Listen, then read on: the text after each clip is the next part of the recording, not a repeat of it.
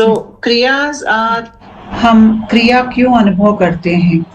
कभी कभार जब हम ध्यान की स्थिति में बैठे हुए हैं या विश्रांत स्थिति में हैं, तो हमारे शरीर खुद ब खुद हिलने डुलने लगता है। हमें ऐसा लगता है कि हमको हमारे शरीर पर काबू नहीं है। कोई और शक्ति ने हमारे शरीर के ऊपर काबू पा लिया है। ये क्या शक्ति है और हम ऐसे क्यों हिलते डुलते हैं या अजीब अजीब आवाजें हमारे गले से क्यों निकलते हैं?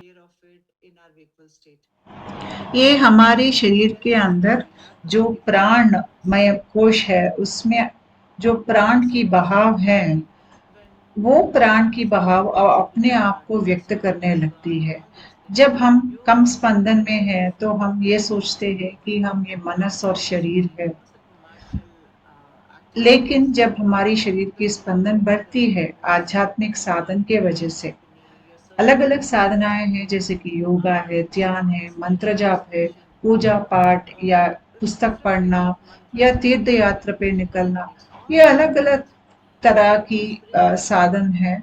और जब हम कुछ ना कुछ साधन अपना कर करने लगते हैं जिंदगी में, तो हमारे शरीर की स्पंदन बढ़ती है। और जितना हमारे शरीर की स्पंदन बढ़ती है, हमारे अंदर की जो कोशिका है वो अपने आप को बाहर व्यक्त करने लगते हैं। हमारे शरीर की अपनी खुद की इंटेलिजेंस रहती है।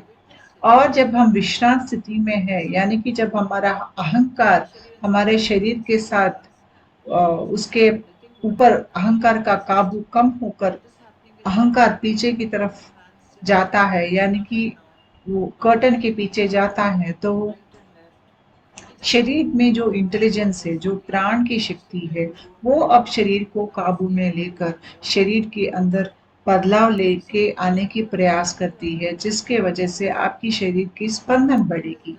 हमारे नाड़ी व्यवस्था में अनेक नाड़ी है और नाड़ी के अंदर बहुत ब्लॉकेजेस रहते हैं। ये ब्लॉकेजेस क्या होते हैं? हमारा गुस्सा, हमारा जो क्रोध या द्वेष या हम हमारे चाहते जो है, ये सब ब्लॉकेजेस बनकर हमारे नाड़ी की व्यवस्था में अपने प्राण के बहाव को रोकते हैं। इसके वजह से हम गुस्से में फंसकर उससे बाहर नहीं निकलते हैं। हम अज्ञान में फंसकर पूरी जिंदगी जी लेते हैं। हमें ये मालूम भी नहीं होता है कि हम बदल सकते हैं, कि हम समस्या में जटिल होकर जीने से हम बाहर निकल सकते हैं। ये बात हमें जब हम कम स्पंदन में हैं हमें समझ में नहीं आती है। लेकिन जब हमारे शरीर की स्पंदन बढ़ती है तो हमको ये सब समझ में आने लगता है। और ये प्राण, जब हमारी प्राण नाड़ियों में ब्लॉकेजेस निकलता है तो हम स्वस्थता के ओर जाते हैं। आध्यात्मिक प्रक्रिया एक स्वस्थता लेके आने वाली प्रक्रिया है, मानसिक और शारीरिक रूप से। जब ये प्रक्रिया बहुत तेजी से हमारे अंदर काम करती है, तो हमारी शरीर की स्पंदना बढ़ती है।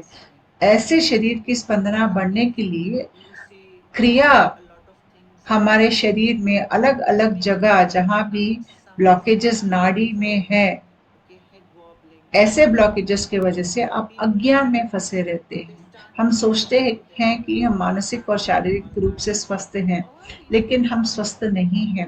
पूर्णता हमको स्वस्थता तब ही मिलती है जब हमारी आध्यात्मिक प्रक्रिया हमको एक स्थायी तक हमारी शरीर की स्पंदना बढ़ाती है, जहां से हम अपने आप को पहचान सकते हैं, अपनी सच्चाई को जान सकते हैं।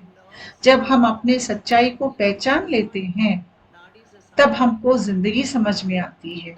और जब जिंदगी समझ में आती है, हमको हमारी अज्ञान समझ में आती है। और जब हम अब अपने अंदर से अज्ञान को निकाल कर हम ज्ञान के ओर जाते हैं, तो इस दौरान हम मोक्ष प्राप्ति भी कर लेते हैं।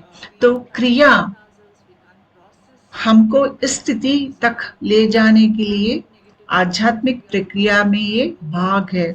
और ये हमको एक कम स्पंदन की स्थिति से ऊपरी स्पंदन की स्थिति में ले जाती है।